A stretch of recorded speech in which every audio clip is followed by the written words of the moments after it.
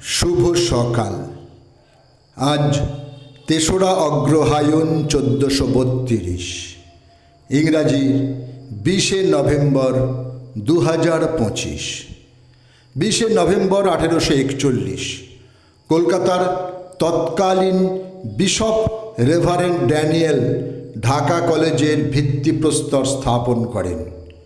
Cambridge বিশ্ববিদ্যালয়ের ছাত্র ও হিন্দু কলেজের শিক্ষক জে আয়ারল্যান্ড ছিলেন ঢাকা কলেজের প্রথম অধ্যক্ষ। শের ই মহীশূর বা মহীশূরের বাঘ নামে পরিচিত ছিলেন টিপু সুলতান। ভারতবর্ষের স্বাধীনতাকামিতার জন্য তাঁকে ভারতের বীরপুত্র বলা হয়। পিতা হায়দার আলী ছিলেন মহীশূর রাজ্যের সেনাপতি। ইঙ্গ মহীশূর যুদ্ধে তাঁকে প্রভূত সাহায্য করেছেন বন্ধু নেপোলিয়ন বোনাপার্ট। আজ বীর টিপু সুলতানের জন্মদিন, সময়টা ১৭৫০। ২০শে নভেম্বর ১৯২০ জন্মগ্রহণ করেন কালীঘাট অঞ্চলের বাসিন্দা অভিনেতা কালী বন্দ্যোপাধ্যায় বা কালী ব্যানার্জি। বাংলা মঞ্চ ও পর্দার একজন খ্যাতনামা জনপ্রিয় অভিনেতা ছিলেন তিনি। ভারতীয় গণনাট্য সংঘের সক্রিয় সদস্য ছিলেন। তাতিনের বিচার তাঁর অভিনীত প্রথম চলচ্চিত্র, যা মুক্তি পায় ১৯৪০-এ, এবং ২০০২-তে মুক্তি পায় তাঁর অভিনীত শেষ চলচ্চিত্র তান্ত্রিক। তিনি চলচ্চিত্র প্রযোজনাও করেছেন। পাশাপাশি যাত্রাপালা ও নাট্যমঞ্চের তিনি একজন গুণী শিল্পী ছিলেন।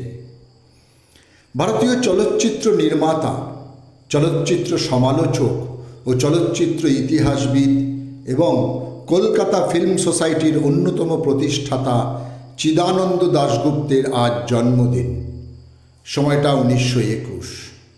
তাঁর রচিত গ্রন্থ the poetry of Jibanananda Das, the cinema of Satyajit Ray, talking about films, the painted frame প্রভৃতি তাঁর স্মরণে গঠিত হয় চিদানন্দ দাশগুপ্ত মেমোরিয়াল ট্রাস্ট।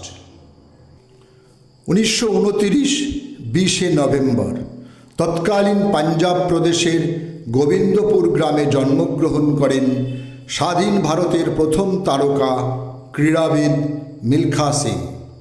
ভারত বিভাগের সময় তাঁর পিতা মাতা ও ৭ ভাই বোনকে তাঁর সামনেই হত্যা করা হয়।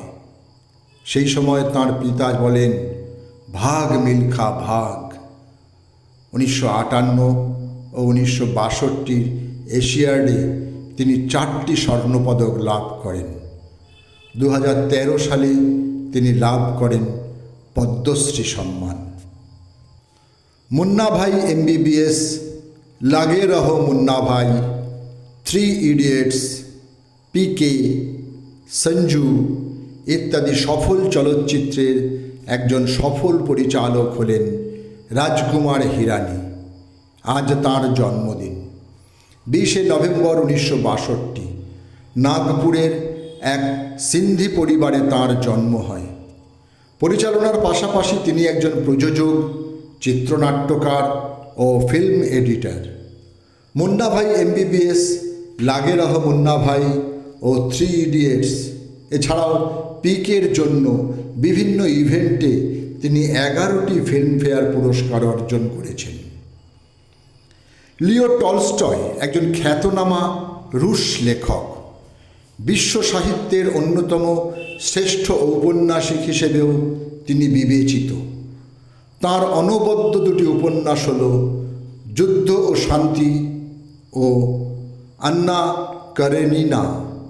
শেষ বয়সে কাউকে না জানিয়ে তিনি বাড়ি থেকে চলে গিয়েছিলেন।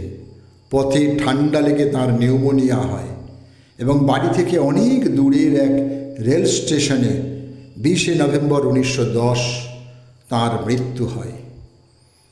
বঙ্গভাষা ও সাহিত্য, হিস্ট্রি অব বেঙ্গলি লিটারেচার গ্রন্থের রচয়িতা বা বাংলা সাহিত্যের ইতিহাস রচনাকার দীনেশচন্দ্র সেনের আজ মৃত্যুদিন। ২০শে নভেম্বর ১৯৩৯ ৭৩ বছর বয়সে কলকাতায় তাঁর মৃত্যু হয়।